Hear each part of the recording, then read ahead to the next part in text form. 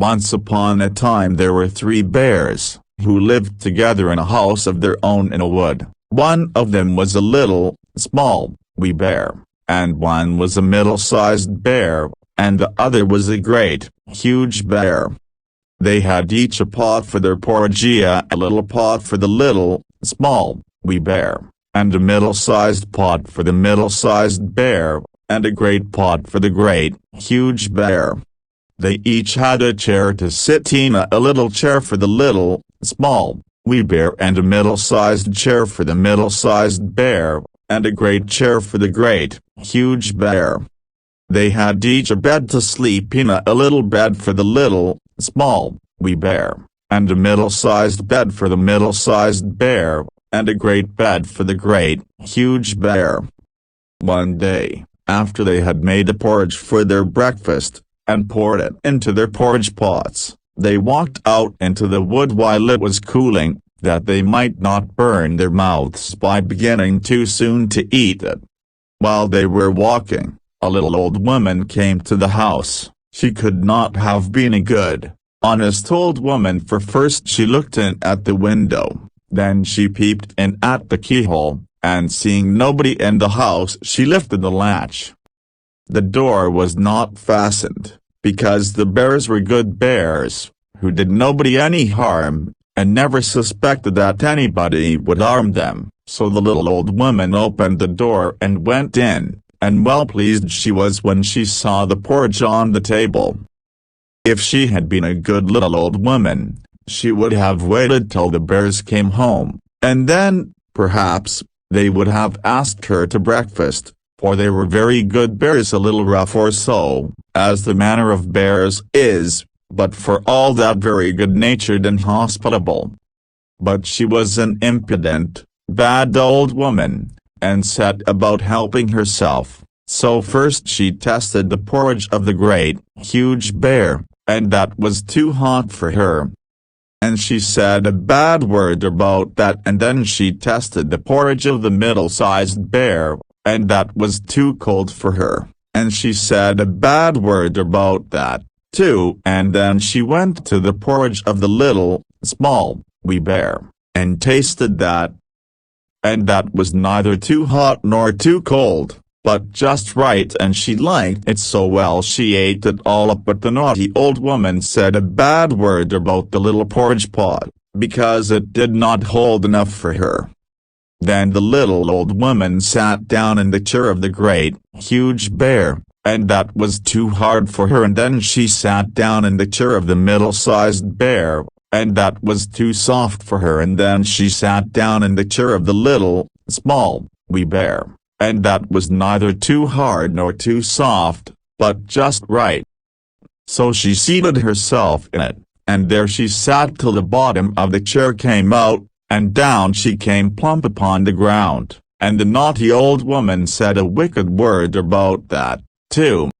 Then the little old woman went upstairs into the bedchamber in which the 3 bears slept, and first she lay down upon the bed of the great, huge bear, but that was too high at the head for her, and next she lay down upon the bed of the middle-sized bear, and that was too high at the foot of her, and then she lay down upon the bed of the little, small, wee bear, and that was neither too high at the head nor at the foot, but just right, so she covered herself up comfortably, and lay there till she fell fast asleep.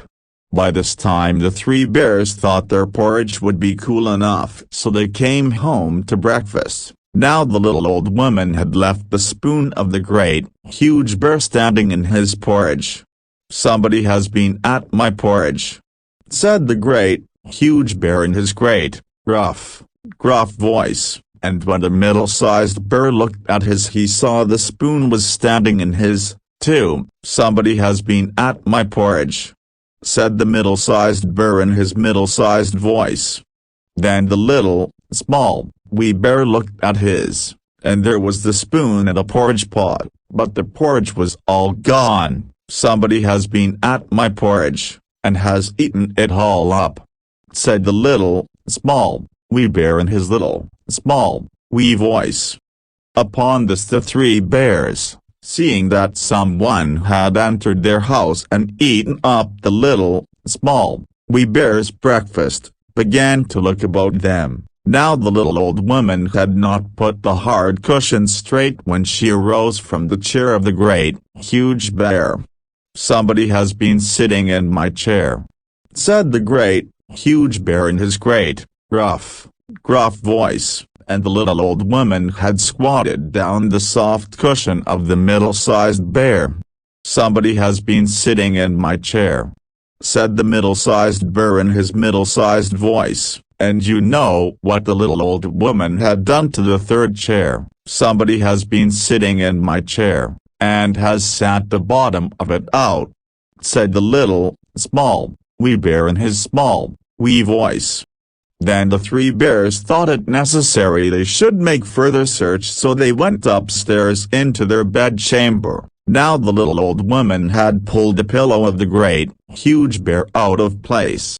"Somebody has been lying in my bed," said the great, huge bear in his great, gruff voice, and the little old woman had pulled the bolster of the middle-sized bear out of its place. "Somebody has been lying in my bed," said the middle-sized bear in its middle-sized voice.